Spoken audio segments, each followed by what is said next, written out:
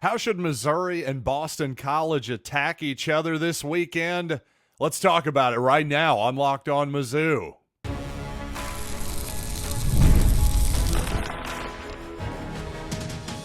You are Locked On Mizzou, your daily podcast on the Missouri Tigers. Part of the Locked On Podcast Network, your team every day.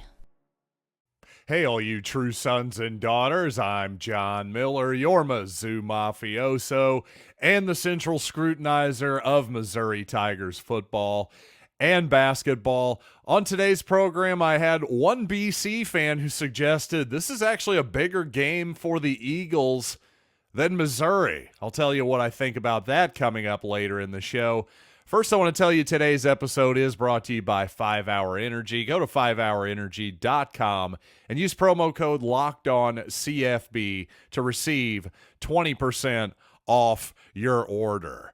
And I got to say, this is, regardless of what you think, this is an incredibly important game for Missouri. And what I'm really been thinking about leading up to this ball game is if you're Boston College, don't you have to make Brady Cook and Missouri throw the ball deep?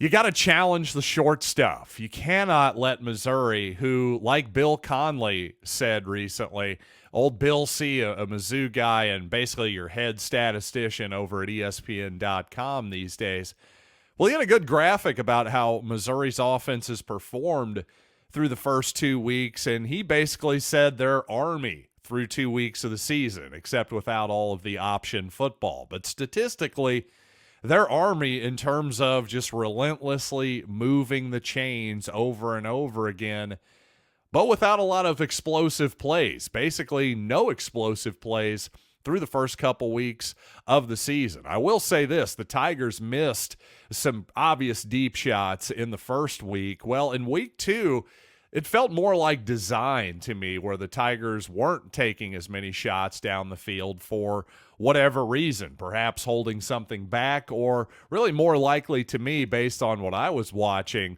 is that Missouri was taking what the Buffalo Bulls were giving them. Whenever Theo Wease was singled up onto one side of the field and the cornerback was giving him any type of cushion, well, Missouri more often than not was content to throw Theo the ball and gain 5 to 10 yards. And if Theo broke that one-on-one tackle, well, all the better. But Missouri was still content to just methodically move the chains. So if you're Boston College, and with what you've watched on film so far as a Missouri offense that is very efficient moving the football, but has been a little bit off in terms of accuracy, timing, whatever you want to call it on those deep shots, I think you have to challenge Brady Cook. You have to challenge those Missouri receivers to win one-on-one matchups, which, frankly, I don't think is going to be an issue. I think Missouri will easily be able to find one-on-one matchups in this game that are going to be to their liking. I think Kirby Moore's quite good at doing that, number one.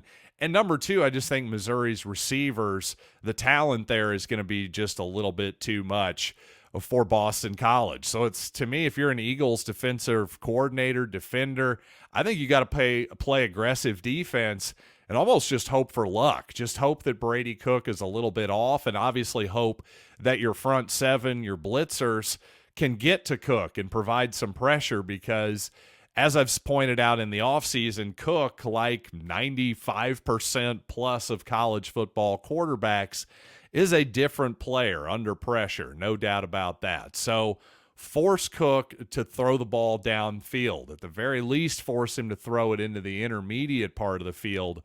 Don't just let Missouri throw the ball to Luther Burden and Theo Wease 5 yards from the line of scrimmage, because not only is getting 5 to 10 yards every time efficient, but those guys are also explosive enough that eventually they're going to break a tackle and take it all the way.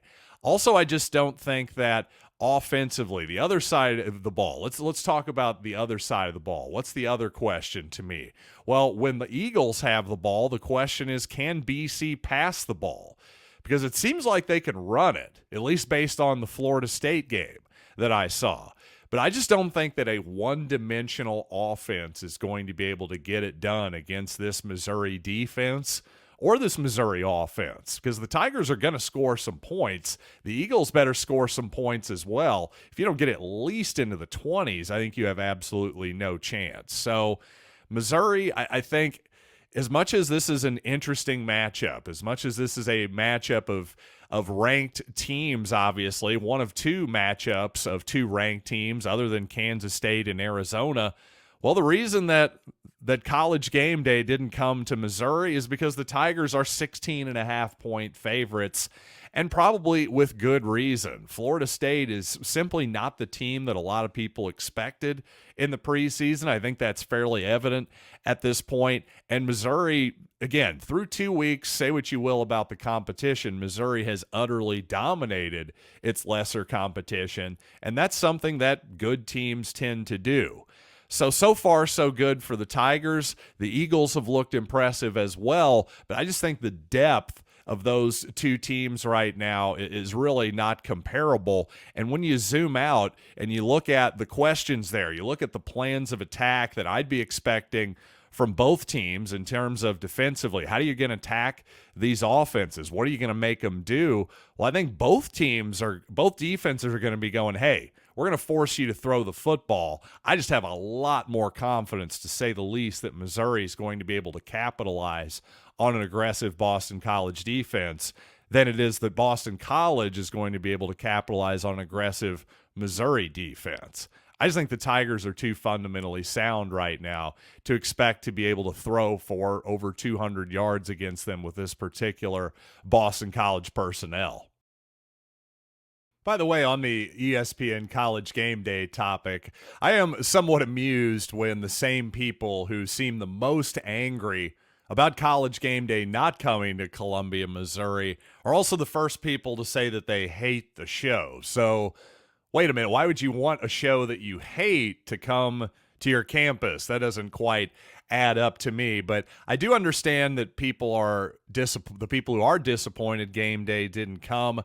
I will say this, again, Kansas State and Arizona, that's probably technically a better game, considering that, at least on paper, it should be a more competitive game. You're talking about a 7.5-point spread there. Kansas State is favored against Arizona, and yes, that's a Big 12 matchup, folks, in case you've forgotten. Compared that to a 16.5-point spread for Missouri. To me, if you're going to pick a different game, especially one that has a 16.5-point spread, well, I would have liked to have rewarded Oregon and Oregon State, keeping the Civil War alive. I really think that's a great thing. Obviously, Oregon State, along with Washington State, the lone two remaining members of the Pac-12, or the Tupac, as some people now call it. And just the fact that Oregon and Oregon State were able to put aside whatever, obvious hard feelings there must have been, the fact that they were able to come together and still keep a traditional rivalry alive, good for them on both sides, quite honestly. So I would have liked to have seen that rewarded and applauded by College Gameday, especially in a season where Oregon State and Washington State have been the two big programs that have been just left out in the cold, basically. Would have been nice to have given them a little bit of a leg up. But regardless, Gameday will be in Columbia, South Carolina for the LSU game. And a game that, I will be honest, I don't totally understand the national appeal of that one in particular, outside of any normal SEC game in the fall schedule. So I'll agree with Missouri fans there. Nothing particularly awesome about South Carolina and LSU. So would I have taken Missouri over that one? Sure, I see the argument. Heck, if I were in charge at ESPN, I would have gone to Corvallis for the Civil War, though, instead. And coming up, I did have one Boston College fan lurking in my YouTube comments section, saying that this is actually a bigger game for the Eagles than it is for the Tigers. And while I totally disagree with that, I do see the man's point. So let's talk about it coming up in a little bit, and also why the odds say this is such a critical game for Missouri on Saturday. But before I get there, let's talk about Ultimate College Football HC.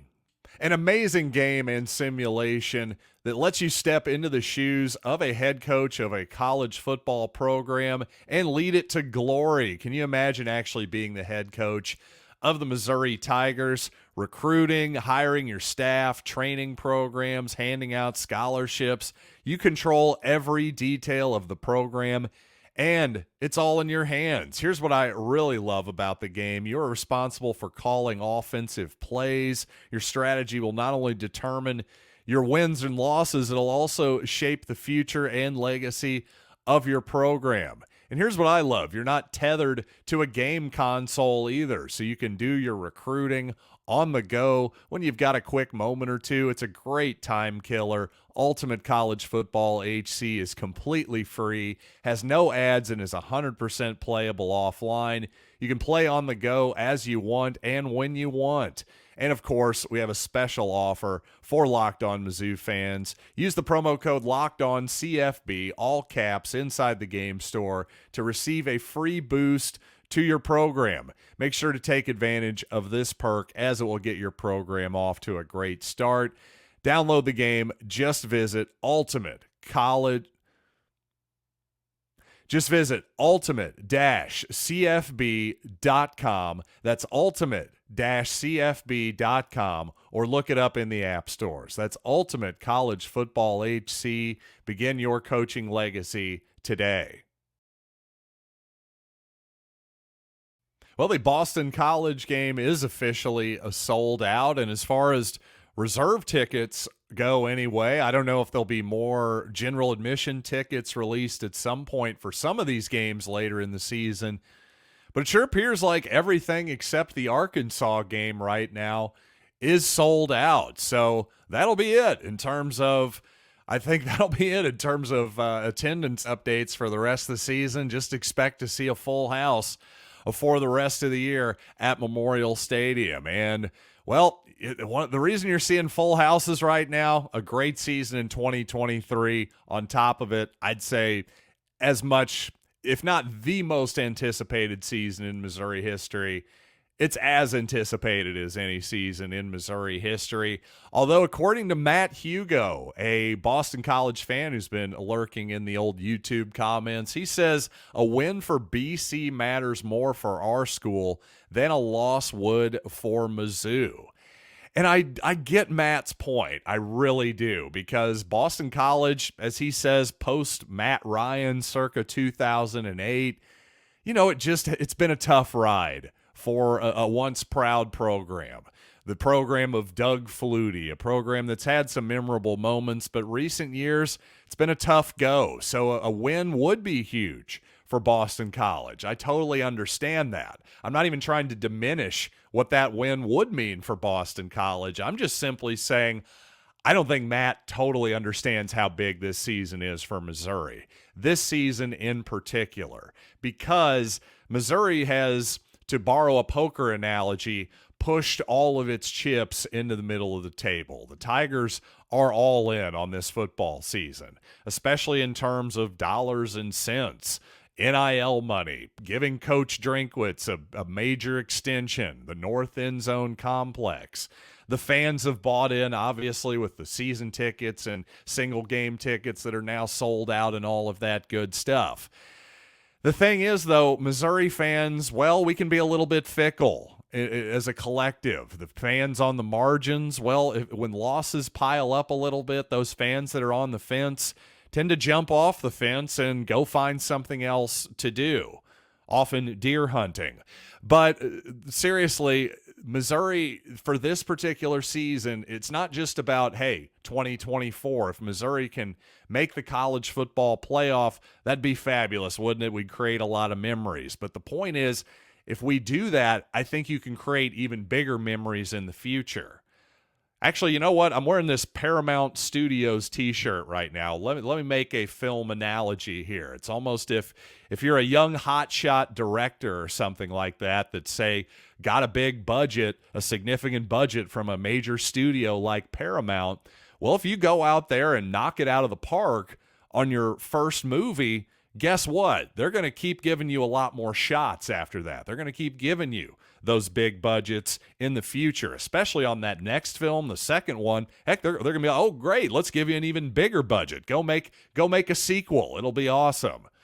I think that analogy really holds with Mizzou football in 2024. If the Tigers cash in here, have a great season, whatever that means to you, whether that's college football playoff, SEC title, national title, somewhere in between, if that happens, I think you just see the powers that be, the donors class, the season ticket class, everybody then just buys in once again, if not even doubling down a little bit. And especially with that north end zone complex coming, hey, you got to put some people in there. Let's keep the big money people happy, so we're all happy. The little people like me and you, we're all happy watching Missouri strike up the band, score a bunch of points, and hopefully get a few more shutouts as well. What's it like to give up a point and a touchdown? I can't even remember. It's been so long since Missouri has even watched an opponent run into the end zone at this point. But again, if you just look at the odds, the reason this Boston College game in particular is so important, because if the Tigers lost this, I think it would be truly devastating, not only emotionally, but just statistically from an odds standpoint of making the college football playoff. Because right now over at FanDuel Sportsbook, the Tigers are actually favored. In other words, minus 120 to win 10-plus games. So that's pretty good. That shows that Vegas, or FanDuel Sportsbook as it were, more accurately, likes the Tigers. They like what they've seen so far. And indeed, their odds for the playoff have gone up as well, but that spread is significant. The odds to make the college football playoff for Missouri, plus 150. Again, for those of you who aren't into big gambling sort of into the gambling jargon or whatever, all you need to know there is that, again, the Tigers are basically, hey, if they make the playoff right now, you bet $10, you win 15. But for the 10 wins, well, you have to bet 12 to win 10 there. So the odds are significantly different there. And the point in bringing that up is because all offseason I've thought, hey, 90% chance Tigers win 10 games, they're going to be in. Well, it depends on which 10 games, right? If the Tigers lose to Boston College instead of Oklahoma, for example, or Alabama, that does change the calculus quite a bit. We don't know how good Boston College is going to be by the end of the season. We don't know how good Oklahoma, for example, is going to be at the end of the season. But human nature being what it is, we all know Oklahoma is an historically great program, a bigger name than Boston College or Missouri for that matter historically. So if the Tigers were to get a win there or get a loss there, close loss, close win, looks a little bit different than a close loss or a close win against Boston College. That's just all there is to it. So again, I just think if Missouri is going to win, if Missouri is going to make the college football playoff, even though this is a ranked game, I just simply don't think the Tigers can lose to BC and expect to get back. And some might say I've been negative Nancy when it comes to my breakdowns of the Missouri offense on the All-22 footage lately. Well, you know what? I'm going to change it up and be Mr. Brightside coming up here in just a little bit. And yes, I might even weigh in on the stupid Mr. Brightside, the stupid controversy once again at the end of the show. Before we get there, let's do some all-22 stuff. Let's look at some good plays and good moments from the Missouri offense. But before we get there, I want to talk about 5-Hour Energy, because 5-Hour Energy fixes tired fast. Whether you have a long list to do for work or a list of DIY projects to tackle at home, take a 5-Hour Energy shot so you can check everything off your list. If you're like me, you always have a large list of projects for the old homestead. And of course, I've got plenty to check off with Locked On, my my stock portfolio, the whole deal. And oh, by the way, I got to watch tons of sports too. So why not grab a 5-hour energy drink to stay awake during my 10-hour college football marathons? And with zero sugar and a convenient portable size, it's the perfect pick-me-up for getting stuff done. All types of different flavors like watermelon, tropical burst, grape, berry, and more. Just go to 5-Hour Energy's website. That is 5hourenergy.com. That is the number 5hourenergy.com, and get some 5-Hour Energy product today. You can use my promo code LOCKEDONCFB to receive 20% off your order. This offer is only valid until September 30th on one order and cannot be used with other promotions. The code is not good on subscription orders. Go to 5hourenergy.com today. And as I believe I said before, the more I look at Kirby Moore's offense and analyze it, the more I enjoy watching it. And this is a really well-designed trick play here by Missouri and Kirby Moore. Let's pull it up here really quickly. Yes, there we go, as I unsmoothly make this transition.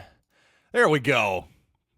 Technical wizard that I am. But let's roll this tape forward here. One thing you notice immediately, Brady Cook, the quarterback.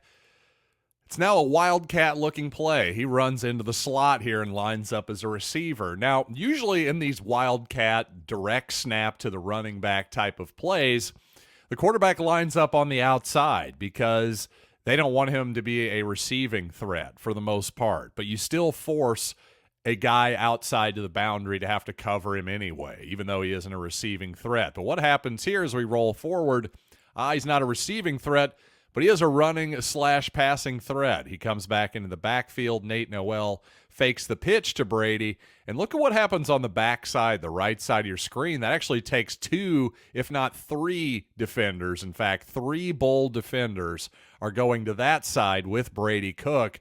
So all that does is just opens up a huge gaping hole for the Missouri running back. I believe that's Nate Noel. It could be Marcus Carroll. Kind of hard to tell 8 and 9 apart from a distance, but regardless, that's just an easy run, whoever you are. Gain of about 12 yards or so there. I mean, that's just easy money. Such a well-designed play here. Again, the defense has to respect the possible pass here. You even see the free safety at the top of your screen having to freeze momentarily too. That's just an excellent chunk running play there. That is about as easy as anything I've ever seen. A credit to Kirby Moore for a well-designed play. And you see this type of action a lot, by the way, with around the red zone. Usually it's Brady Cook fake pitching the ball to Luther Burden that creates a lot of space and defenders biting on the backside. But this side, it's Cook himself who is the decoy. So a nice wrinkle there from Kirby Moore and the team. Now, in my previous show, I pointed out a few things that Brady Cook did wrong in the previous game. I think this play right here is exactly an example of what he can do right. This is a good example of the things I was talking about. I thought, especially on that one touchdown pass that was missed by Cook to Tyler Stevens, I thought his feet weren't very good. I thought he needed a better lower body to improve his accuracy, just better feet, a more solid foundation. And also I wanted to see him make a quicker decision, hit the primary receiver when he comes open just immediately, no hesitation. Well, that's what you see on this play here. You see a fake outside zone here to the outside. The running back in the flat sort of holds that flat defender, by the way. Also, Mookie Cooper, number 5, streaking up the field, holds